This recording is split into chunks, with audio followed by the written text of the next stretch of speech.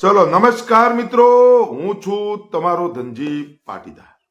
આજે 4 ફેબ્રુઆરી 2024 અને 4 ફેબ્રુઆરી 1948 સરદાર વલ્લભભાઈ પટેલ સાહેબ એ વખતના નાયબ વડાપ્રધાન અને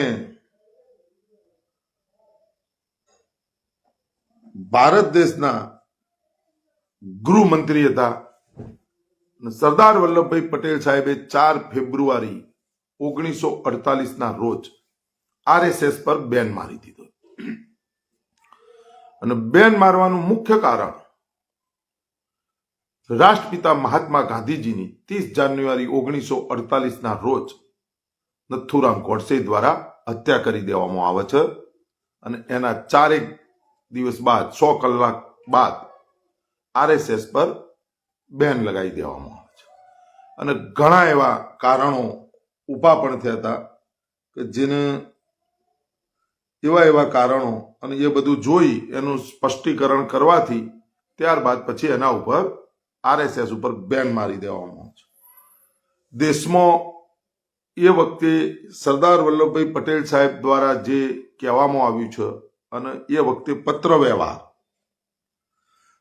વ્યવહારમાં સરકાર પત્ર વ્યવહાર વધારે કરતી અને એ ગૃહમંત્રી દ્વારા એવું કહેવામાં આવ્યું સરદાર વલ્લભભાઈ પટેલ સાહેબ દ્વારા કે દેશમાં સક્રિય નફરત અને હિંસાની શક્તિઓ કે જે દેશની આઝાદીને જોખમમાં મૂકવાનું કામ કરી રહી છે। એ વખતે પત્ર વ્યવહારમાં આવું લખ્યું હતું કે દેશમાં સક્રિય નફરત અને હિંસાની શક્તિઓ કે જે દેશની આઝાદીને જોખમમાં મૂકવાનું કામ કરી રહી છે તેના મૂળથી ઉખાડવા માટે ભારત સરકારે રાષ્ટ્રીય સ્વયંસેવક સંઘને ગેરકાયદેસર જાહેર કરવાનો નિર્ણય લીધો હતો। અંધભક્તો, ગોબર ભક્તો અત્યારે જે લોકો રહે આવું બધું સ્વીકારશે ને, ઇતિહાસ જોવાનું નહીં। વોટ્સઅપ યુનિવર્સિટીની અંદર જે પીરસવામાં આવે અથવા જે ચલાવવામાં આવે એનો જ પ્રચાર કરવાનો ને વસ્તુઓ જ આગળ મોકલવાની।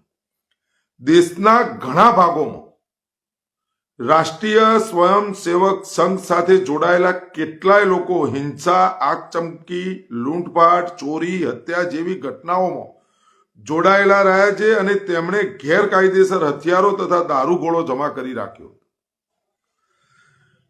તેઓ એવી પત્રિકાઓ વેચતા પકડાયેલા છે જેમાં લોકોને આતંકી પદ્ધતિથી બંદૂક વગેરે જમા કરાવવાનું કહેવામાં આવી રહ્યું છે। સંઘની ગતિવિધિઓથી પ્રભાવિત અને પ્રાયોજિત બનનારા હિંસક રસ્તાએ ઘણા લોકોને પોતાનો શિકાર બનાવ્યો છે। તેમણે ગાંધીજી જેમનું જીવન આપણા માટે અમૂલ્ય હતું તેને પોતાનો સૌથી નવો શિકાર બનાવ્યો છે। આ પરિસ્થિતિઓમાં સરકાર આ જવાબદારીથી બંધાઈ ગઈ છે કે તેઓ હિંસાને ફરીથી એટલા ઝેરીલા રૂપમાં પ્રગટ થતી રોકે। આ દિશામાં પ્રથમ પગલા તરીકે સરકારે સંઘને એક ગેરકાયદેસર સંગઠન જાહેર કરવાનો નિર્ણય લીધો છે। પ્રતિબંધ લગાવ્યાના 6 મહિના બાદ સરદાર પટેલે આરએસએસના સરસંઘચાલક પત્ર લખ્યો। આરએસએસના ભાષણ સાંપ્રદાયિક ઉત્તેજનાઓથી ભરેલા હોય છે। દેશને આ ઝેરનું અંતિમ પરિણામ મહાત્મા ગાંધીની અમૂલ્ય જિંદગીની શહીદી સ્વરૂપે ભોગવવું પડ્યું છે। આ દેશની સરકાર અને અહીંયાના લોકોના મનમાં આરએસએસ પ્રત્યે જરા પણ સહાનુભૂતિ નથી બચી। આ સિવાય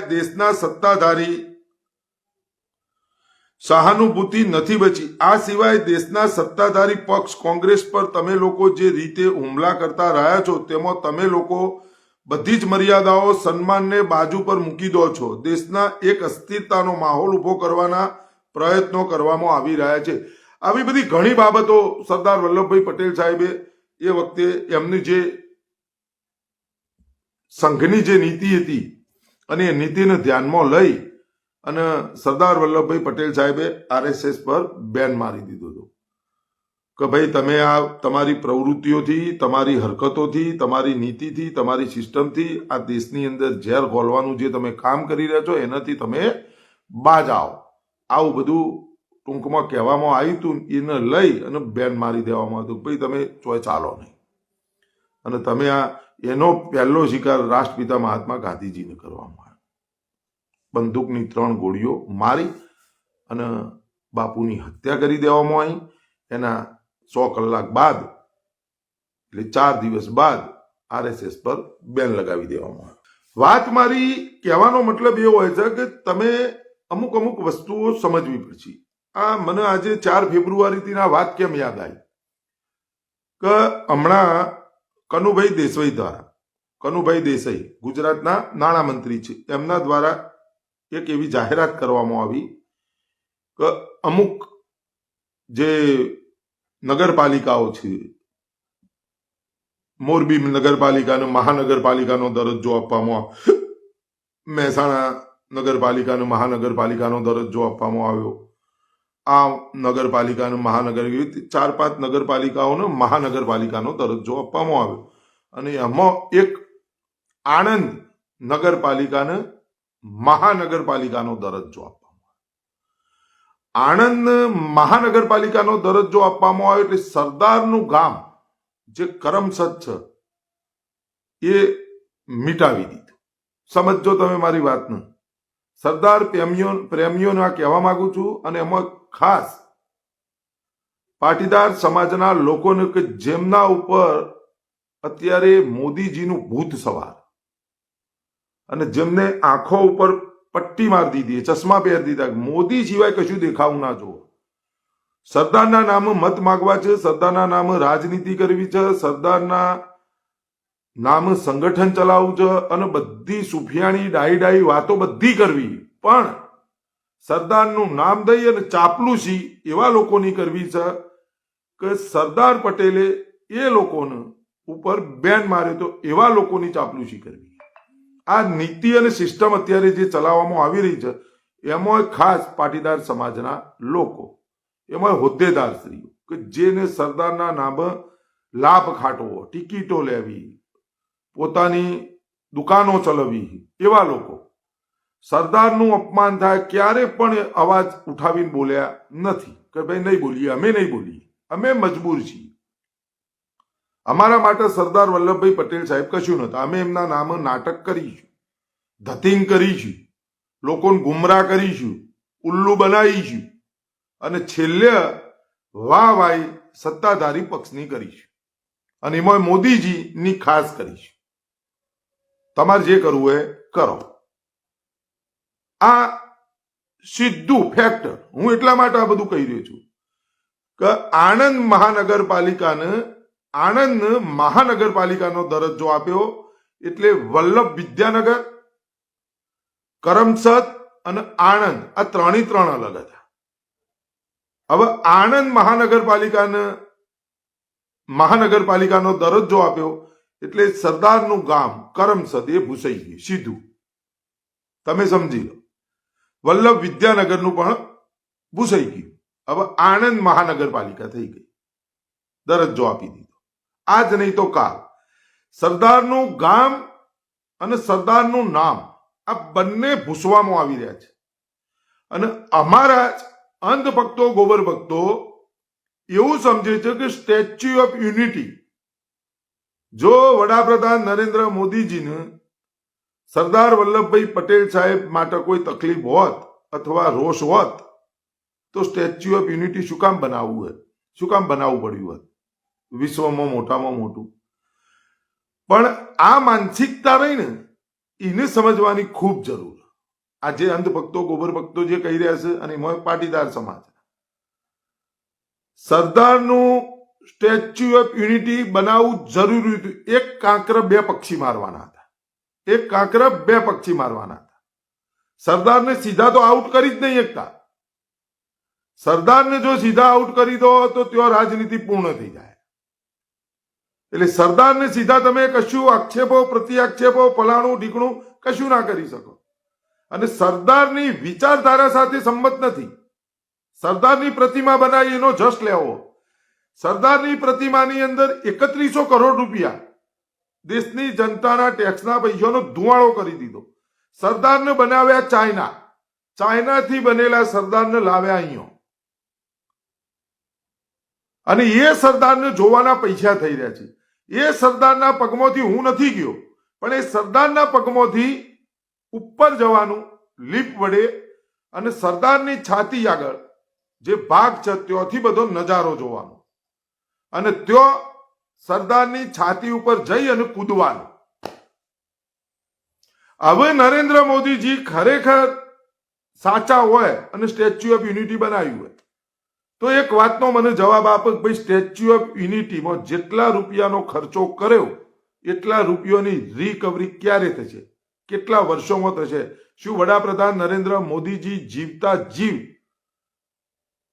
સરદાર વલ્લભભાઈ પટેલ સાહેબ સ્ટેચ્યુ ઓફ યુનિટીમાં જેટલા રૂપિયાનો બગાડ કર્યો છે, બગાડ્યા છે, એ રિકવરી નરેન્દ્ર મોદી જીવતા જીવ કરી શકશે અને કરીને બતાવશે? આવી ગેરંટી આપે છે? તો નહીં આપે.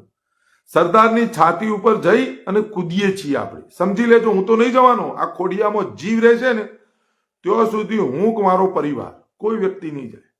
વિચારધારાને હું સમજુ છું, આ સંઘી વિચારધારા. આ વિચારધારાને સમજવી એ કોઈ નાનો છોકરોના ખેલ નથી. આ લોકો કોઈને છોડતા નહીં. એમને તિરંગાની એ નહીં છોડ્યો, દેશના તિરંગાને નહીં છોડ્યો. 52 વર્ષ સુધી નતો લહેરાયો. આ તો એમનું ફરજ પડી, લહેરાવો પડશે, નહીં તો આ લોકો તિરંગાનો પણ આ લોકોએ વિરોધ કર્યો. આ લોકોએ જ્યારે દેશ અંગ્રેજો સામુ લડી રહેતા ક્રાંતિકારીઓ, એ વખતે આ લોકોએ માફીનામા લખ્યા અને સમર્થનના લેટરો, પત્રો લખ્યા, અને એવા વ્યક્તિને ગોળીઓ મારવામાં આવી. વિચારધારાઓની કોઈ નથી. આ જિન્નાને ગોળી મારી શકતા હતા. કોઈ અંગ્રેજને આ લોકોએ તુકારો નહીં દીધો. જનરલ ડાયરને એ તુકારો દે, આ ડાયર, ઓ ડાયર, કોઈ ડાયરને આ લોકોએ તુકારો નહીં દીધો. ઓમની એવી માનસિકતા, એવી નીતિ. હવે તમે જુઓ કે વડાપ્રધાન Narendra Modi statue of unity એમને બનાવ્યું એટલે ત્યાં જ હોય. વડાપ્રધાન નરેન્દ્ર મોદી કોઈ અંધભક્ત, ગોબર ભક્ત, અમારો પાટીદાર સમાજનો કોઈ એવો ધુરંધર કે જે મોદીની ભક્તિ કરે એવો એક પટેલ આઈન મન બતાવે. કરમસદ મોદીજી કેટલી વાર ગયા? જો સરદાર વલ્લભભાઈ પટેલ સાહેબની અખંડ જ્યોત પ્રજ્વલિત કેટલી વાર ગયા? નડિયાદ કેટલી વાર ગયા વડાપ્રધાન નરેન્દ્ર મોદીજી? જે સરદાર વલ્લભભાઈ પટેલ સાહેબ નેશનલ મેમોરિયલ પાર્કની અંદર સરદાર વલ્લભભાઈ પટેલ સાહેબ ત્યાં બેસતા હતા, ત્યાં કેટલી વાર ગયા? શું અમદાવાદ આંતરરાષ્ટ્રીય હવાઈ મથકનું નામ ચિમનભાઈ પટેલ સરકાર દ્વારા નામ આપવામાં આવતું હતું કે સરદાર વલ્લભભાઈ પટેલ સાહેબ આંતરરાષ્ટ્રીય હવાઈ મથક, એનો વિરોધ શું નરેન્દ્ર મોદીજીએ નહીં કર્યો? કોઈ સંત ભક્ત, ગોબર ભક્ત ના પાડવા વાળો, કોઈ અમારો પટેલ પાટીદાર સમાજનો કોઈ આકા શું નહીં કર્યો? શું વિઠ્ઠલભાઈ ભવન ની બાજુમાં શ્રી સ્વર્ણિમ સંકુલ જે ઇમારત નવી ઊભી કરી એનું નામ સ્વર્ણિમ સંકુલ નથી આપ્યું? સા કોઈ એવું કહેવા વાળો નથી આપ્યું? તમે માનસી શું મોટેરા સ્ટેડિયમ ઉપર સરદાર વલ્લભભાઈ પટેલ સાહેબનું નામ હટી ગયું? નહીં હટ્યું? શું હટાવ્યું નથી? વિશ્વમાં મોટામાં સ્ટેચ્યુ ઓફ યુનિટી, વિશ્વમાં મોટામાં મોટી પ્રતિમા, વિશ્વમાં મોટામાં મોટા પ્લે ગ્રાઉન્ડ ઉપર સરદાર વલ્લભભાઈ પટેલ સાહેબનું જ નામ હતું, બીજાનું હતું કોઈનું? પણ ત્યાં કોઈ બોલવા માટે તૈયાર હે? છ કોઈ એક બચ્ચો મરદનો સરદારના નામ ખીચડીઓ પકવવી, રાજનીતિ કરવી. એક બતાવો મને ખાલી, એટલું ખાલી કહેવા વાળો ભાઈ મોદીજી તમે આ ખોટું કર્યું. તમારે જે કરવું હોય કરો. તમે નવું જગ્યા લો, નવી જમીન લો, એના ઉપર તમારું નામ લખો, અમને કોઈ વિરોધ નહીં.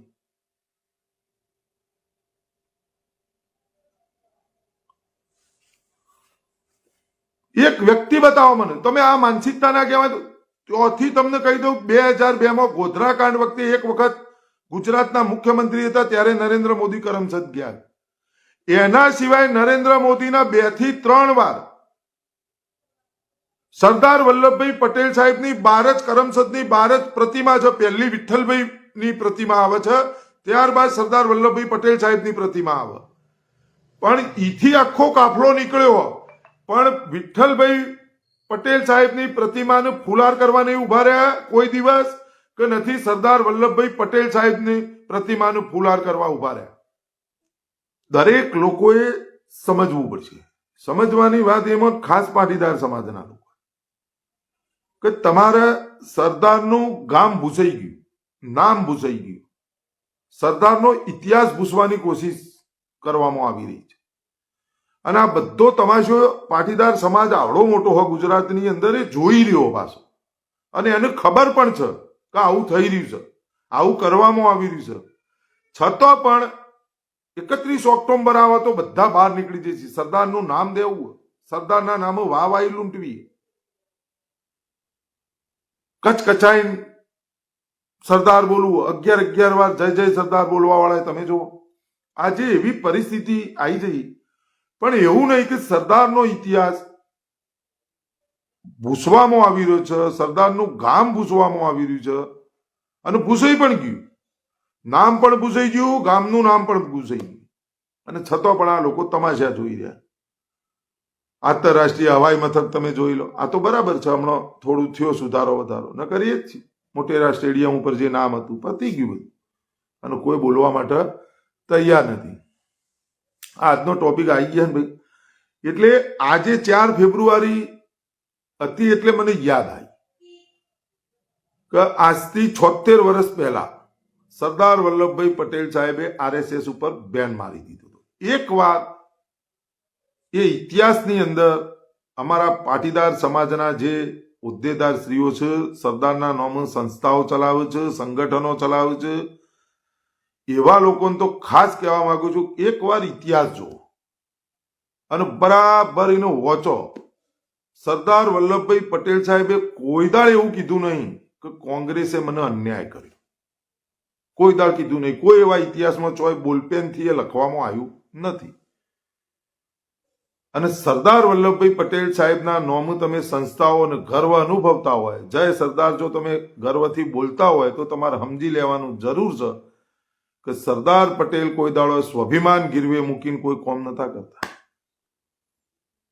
અને સરદાર વલ્લભભાઈ પટેલ સાહેબનું કોઈ અપમાન કરે તો એ અપમાન વાળી જિંદગી સરદાર પટેલ સાહેબ જીવવા માટે તૈયાર નતા. સરદાર વલ્લભભાઈ પટેલ સાહેબને સમજવા એ ખૂબ જરૂરી છે. અને સરદાર વલ્લભભાઈ પટેલ સાહેબ તમે જોઈ લો, એવા વ્યક્તિ હતા કે જેની ના ભૂતો ના ભવિષ્યથી એક એવા નેતા જેની ના પૂછો વાત. અને એ સરદાર વલ્લભભાઈ પટેલ સાહેબનો ઇતિહાસ નો કોઈ ખંડિત કરે, એનો ભૂસવાની મિટાવવાની કોશિશ કરે તો એનું રક્ષણ કરવું એ પહેલું સૌથી પહેલું પ્રાધાન્ય પાટીદાર સમાજનું છે.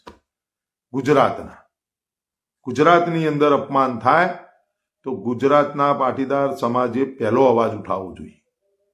સરદારના નામે સંસ્થાઓ પાટીદાર સમાજના લોકો જ ચલાવે છે, સંગઠનો સરદારના નામનો પાટીદાર સમાજના લોકો જ ચલાવે છે. અને સૌથી વધારે જય સરદાર ને જય પાટીદારના નારા પાટીદાર સમાજના લોકો બોલ્યા. આ વાત વારે ઘડીએ આપણે બોલવામાં આવે, છતાં પણ એમાં કોઈ પરિવર્તન નહીં. ખાલી આવેદન પત્ર આપવાનો, પછી બોલ્યા વગર બંધ થઈ જવાનું, ફોર્માલિટી હોય નિભાઈ દેવાની, પાછી દલાલીનું કોમ ચાલુ. દલાલી કરતા હતા એમની. એવું 4 ફેબ્રુઆરી 1948 ના રોજ સરદાર વલ્લભભાઈ પટેલ સાહેબે બેન કેમ માર્યો આટલું ખાલી વાંચી લો ને તો એ દલાલીનો હિસ્સો હતો. એમની પ્રવૃત્તિઓ એવી હતી, એમનું કોમકાજ એવું હતું. અને એક તમે એવું જોયું છે ભાઈ કાર્ટૂન, એ કાર્ટૂનમાં રાવણ જે બતાવવામાં આવ્યા છે રાષ્ટ્રપિતા મહાત્મા ગાંધીજીને, એમાં બીજા 3જા નંબરમાં સરદાર વલ્લભભાઈ પટેલ સાહેબ પણ છે. આ સંઘીઓએ, આ વિચારધારાવાળા લોકોએ એમના ઉપર સરદાર વલ્લભભાઈ પટેલ સાહેબ ઉપર પણ હુમલાઓ કરાવ્યો.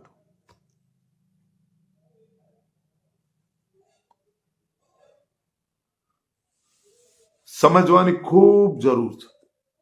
એટલે તમારે અપમાન, અરે ભાઈ રિષિત ભાવશાર કહે છે કોને અપમાન કર્યા, એટલે અપમાન કોને કર્યા ઇતિહાસ વાંચવો પડે બકા, એમને ન સમજાય. હું તને કહું તો શું ખબર પડે.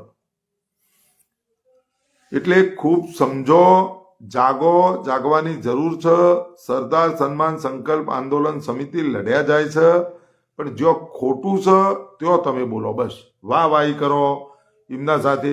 હું કહું છું 2024ની અંદર 545 સીટો આવી જોઈએ લોકસભામાં મોદીજીની.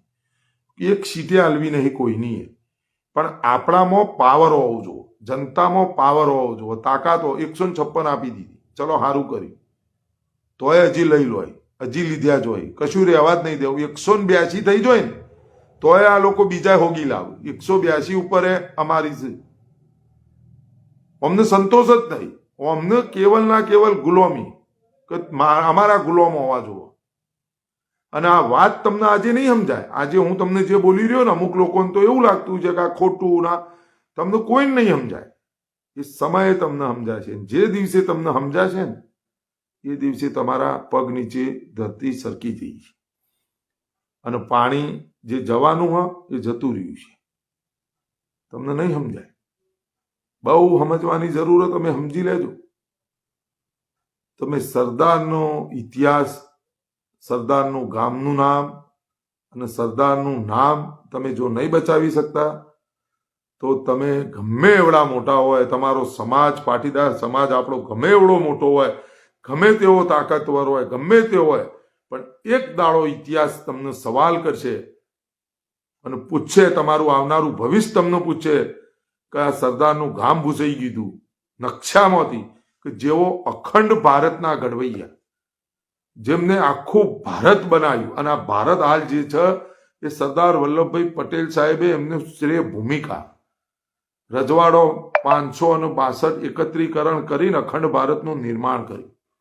અને એ સરદાર વલ્લભભાઈ પટેલ સાહેબ, એ લોખંડી પુરુષ, એ ભારત રત્ન જેમને આપવામાં આવ્યો હતો, અને ભારત દેશના પ્રથમ નાયબ વડાપ્રધાન, પ્રથમ ગૃહમંત્રી, એમના ગામનું નામ ભૂસાઈ જાય નકશામાંથી. એમનું મોટેરા સ્ટેડિયમ ઉપર નામ હોય ભૂસાઈ, અને વર્તમાન વડાપ્રધાન પોતાનું લખી દો. 32માં 33માં ગૃહમંત્રી ભૂસી અને 15માં વડાપ્રધાનનું નામ લખી દો. એને આવડો મોટો સમાજ, પાટીદાર સમાજ ગુજરાતની અંદર તમાજો જોવા, અને એ જ લોકોની પાછી વાહ વાહી કરે, એ લોકોથી ડરે. તો ધન્યવાદ તો સરદાર વલ્લભભાઈ પટેલ સાહેબને છે કે આજથી 76 વર્ષ પહેલા આ ઓમના હાકાઓના ઉપર બેન મારી દીધો હતો કે તમે ખોટા હો, બંધ થઈ જાઓ તમે. અને પત્ર વ્યવહારથી લખીને કહી દીધું તમારી આવી પ્રવૃત્તિઓ છે. જવાહરલાલ નહેરુજીના રિક્વેસ્ટ બાદ બેન ઉઠાવવામાં આવ્યો હતો, નહીં તો બેન નતા ઉઠાવવાના. સરદાર વલ્લભભાઈ પટેલ સાહેબ, એમને ખબર હતી, એમને દૂરદર્શી વિચારધારા વાળા વ્યક્તિ હતા સરદાર વલ્લભભાઈ પટેલ સાહેબ. એમને ખબર હતી કે આપણે અંગ્રેજો સામું લડ્યા, દેશના ક્રાંતિકારીઓ અંગ્રેજો સામું લડી અને દેશને આઝાદી અપાવી. અને એક સમય એવો આવશે, જો આ લોકો રહ્યા તો આ લોકો એવી ગુલામી કરી દે છે, આ લોકોને ગુલામ બનાવી દે છે. ફરીથી દેશની જનતાએ એકવાર આઝાદીની બીજી વાર લડત દેશની જનતાએ આ લોકો સામું લડવું પડશે. એટલે હું ઘણી વાર બોલું છું કે 200 વર્ષ પહેલા વડાપ્રધાન નરેન્દ્ર મોદીજી, અમિત શાહ જો જન્મ્યા હોત તો આ અંગ્રેજો આ વડાપ્રધાન મોદીજી પાસે અને અમિત શાહ પાસે આઝાદીની લડત લડતા હોત. કારણ કે અમનો કોમ તમે જોઈ લો, અમની નીતિ જોઈ લો, અમની સિસ્ટમ જોઈ લો, અમનો જ માર વિરોધ. તાકાત વગરનું સરદાર વલ્લભભાઈ, એમને ખબર હે કે સરદાર વલ્લભભાઈ પટેલ સાહેબનું નામ ભૂસી નાખશે, મોટામાં મોટું પ્લે ગ્રાઉન્ડ ઉપર આપણું નામ લખી દીધું, આ એક બોલવાના નહીં. કારણ કે પટલી હોય તો મેં ગુલામ બનાવી દીધો, અને મારો ગુલામ, બરાબર. અને મને ભગવાન મોને, અને એમની તાકાત મને બોલે. સાચું એવું કોઈ ધનજીભાઈ બોલીએ કે એવું કોઈ જરૂરી નહીં, બધા બોલીએ કે સાચું બધા બોલાય, સાચું બધાએ બોલવું જ જોઈએ, કોઈ ફરક ન પડે. પણ તમે જો કોઈ ખોટું કરતા કે કોઈ આપણા ભાઈ કશું હ, આપણા ભાઈ હ કોઈ, આપણે રોડ લાઈન રોજ ખાવું, આપણે શક હોય, આપણે કોઈ શોખ હ, શોખે મારી નાખવાના, જેટલું થાય એટલું કરવાનું, બધું વધારાનું બધું એ કરવું હોય. કને ન પૈસાનો કને ન ગમતા હોય કને બંગલામાં રહેવું ન ગમતું, કશું નહીં, આપણું જે ઘર હોય બંગલો આપણા માટે. મુકેશભાઈ થી મોટો બંગલો સમજવાનો, આપણે શું એવું કહે, ઊંઘ આવી જુઓ, સંતોષ, ઇન્દ્રિયોને તમારા કાબુમાં હોવી જોઈએ. તમે ઇન્દ્રિયોના કાબુમાં નહીં, ઇન્દ્રિયો ઉપર તમારું વજન હોવું જોઈએ, પકડ હોવું જોઈએ. આ જોવો છે, મન ઉપર એ તાકાત હોવી જોઈએ. મન તો બધું માગે. તમારે એક ઘર હોય બીજું 10 થાય, કોઈ દાડ આપણી ખ્વાહિશો ઓછી થાય?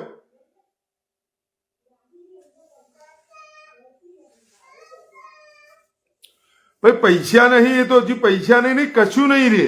પૈસા તો નહીં પણ બીજું કશું નહીં રે, તોય બોલવું નહીં. પૈસા નહીં તોય અવાજ આવે, જેટલો અવાજ આવો જોવો એટલો નહીં થતો. પૈસા નહીં તોય અવાજ નહીં આવતો. અને મને ખબર કે જે કોમ કાલ કરવું હોય, થોડા સમય પછી આ જ કરવાનું હોય, થોડા સમય પછી બહાર નીકળવાનું. હું અત્યારથી ચાલુ કરી, સમજ્યા તમે? મને ખબર પડી એટલે હું ચાલુ પડી ગયો. બાકી થોડા સમય પછી બધા બોલવું પડશે. અને એ આ હું જે બોલ્યું એ તમે બોલશો. અત્યારે તમે જુઓ, કશું બતાવવામાં આવે, એક જ માણસ પાછળ એક જ મોણાની વાહ વાહ, એક જ માણસ, આવા બધા અંધભક્તો, ગોબર ભક્તો તમે જોતા નહીં? ભગવાન ભગવાન ભગવાન.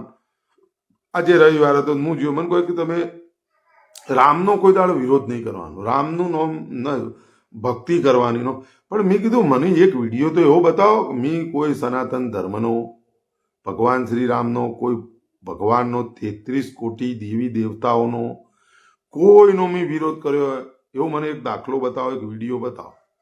પણ તમે પિતાજીને એમ કહો છો કે આ ભગવાન, તો મારા માટે નહીં, તમારા માટે ખરા, અને તમારા માટે કદાચ હોઈ શકે, મારા માટે જરાય નહીં. અને ભગવાન તો મને એનું પ્રમાણ આપો. મારે ભગવાન માનવા, મારે વખોણ કરવો. હું શું કામ મોદીજીનું કાપતી કરું? શું કામ એમની નીતિ સિસ્ટમનો વિરોધ કરું? મને નથી સમજાતી એમની નીતિ સિસ્ટમ, કે આવી હલકી રાજનીતિ, આવી નીતિ, આવી સિસ્ટમ અમની, એટલે હું વિરોધ કરું.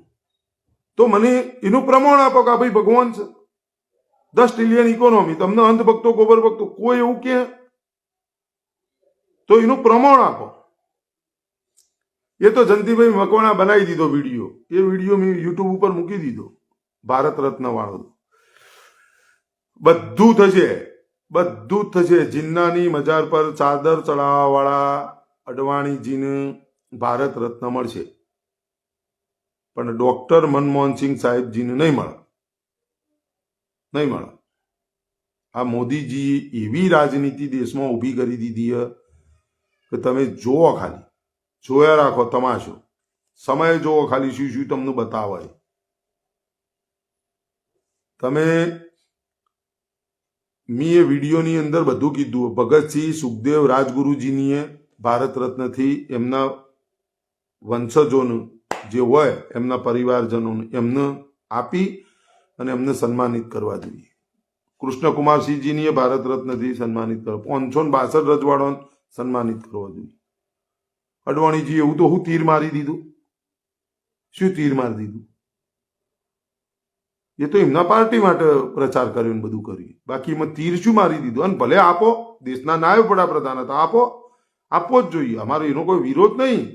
પણ તમે એમને આપો છો તો આ બધા લોકોને આપો કે જે લાયક છે. હવે ડોક્ટર સાહેબ તો ચેવડા મોટા અર્થશાસ્ત્રી, આજે પણ એમનો લખેલો પુસ્તકો કેમ્બ્રિજ અને ઓક્સફર્ડ યુનિવર્સિટીમાં ભણાવવામાં આવશે. હવે આ તમારે સંઘી વિચારધારાનું એક પણ લખેલું પુસ્તક, કે ચોય પુસ્તક તો હું તો નહીં માનતો લખ્યો હોય, પણ કદી પુસ્તક હોય તો ચોય ભણાવવામાં આવે એવું બતાવજો મને, માં જોવું હોય. હું તો રોજ કહું, મને ખાલી 5 માણસ એવા બતાવી દો કે એમની વિચારધારા ઉપર આ પાર્ટી ચાલે. કે આ 5 માણસો, 1 2 3 4 5 માણસો, આ એમની વિચારધારા ઉપર આ ભાજપ પાર્ટી ચાલે. મને એ વિચારધારા યોગ્ય લાગશે, આ વિચારધારા છે, આ 5 માણસોની વિચારધારા છે, એટલે હું સીધું ભાજપ જોઈન કરી લઉં. અને એ વિચારધારા જેવી છે, કોઈને ના છોડે એ વિચારધારા, કોઈને નહીં. 1948 4 ફેબ્રુઆરી 1948ના રોજ સરદાર વલ્લભભાઈ પટેલ સાહેબે બેન માર્યો હતો. સ્ટેચ્યુ ઓફ યુનિટી બનાવી અને એ સરદારની છાતી ઉપર કુદવરાવશે અને એ પણ પૈસા લઈ અને પૈસા ખર્ચીને કૂદી અને 3100 કરોડ રૂપિયાનો જે પ્રોજેક્ટ હતો એ એવો પ્રોજેક્ટમાં એવું કહેવાય નથી કે આટલા સમયની અંદર 3100 કરોડ રૂપિયા રિકવર થઈ જશે. એ મોદીજીના જીવતો કદીએ 3100 રૂપિયાનો પ્રોજેક્ટ 3100 કરોડનો પ્રોજેક્ટ સ્ટેચ્યુ ઓફ યુનિટીનો એ રિકવર રૂપિયા નહીં થાય. અને અંધભક્તો ગોબર ભક્તો કોઈ ખાલી બોલે તમે સરદાર એટલે લોખંડી પુરુષ હતા.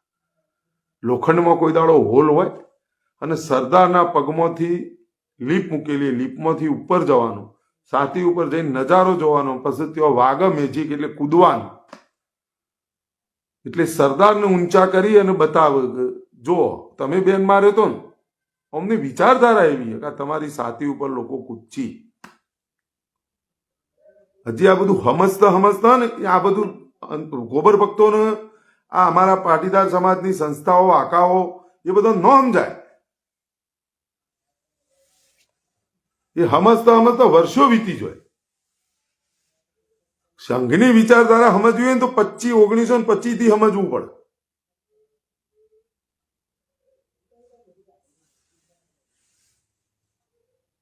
એ કોઈ શું હ મોહન ભાગવતજી શું RSS થી આ દેશને શું ફાયદો? કોઈ ટેક્સ આપે?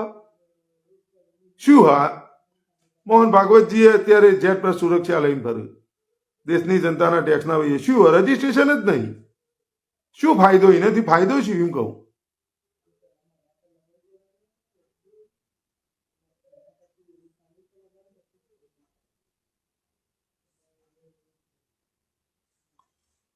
અને હિન્દુ રાષ્ટ્રના ઠેકેદાર અમે ઠેકેદાર ગમે ત્યારે મોહન ભાગવતજીને મુસ્લિમોનું હિન્દુઓનું મુસ્લિમોનું DNA એક છે. ઘડીકમાં ઓમ બોલશી ઘડીકમાં ઓમ બોલશી ઘડીકમાં ત્યાં જામા મસ્જિદમાં જશે ઘડીકમાં ઓમ નવરા હે કશું કોમ હા નહીં.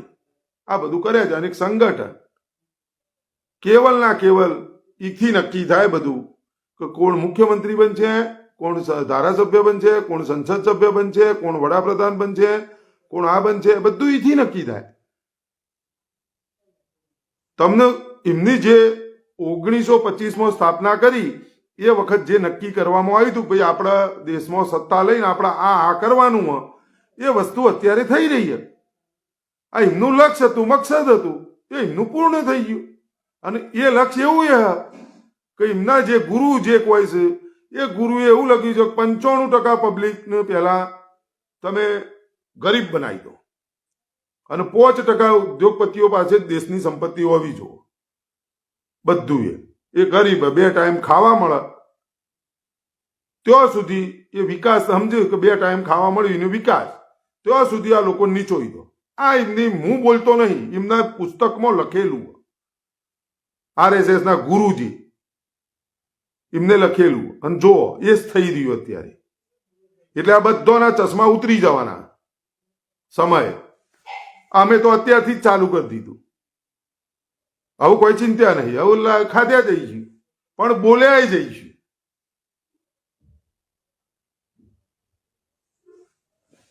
તમારી હંગત તો આજે નહીં કદી નહીં.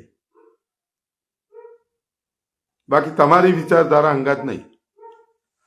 વિચારધારા તો બાપુની સરદારની દિમાગમાં રહે છે અને દિલમાં રહે છે.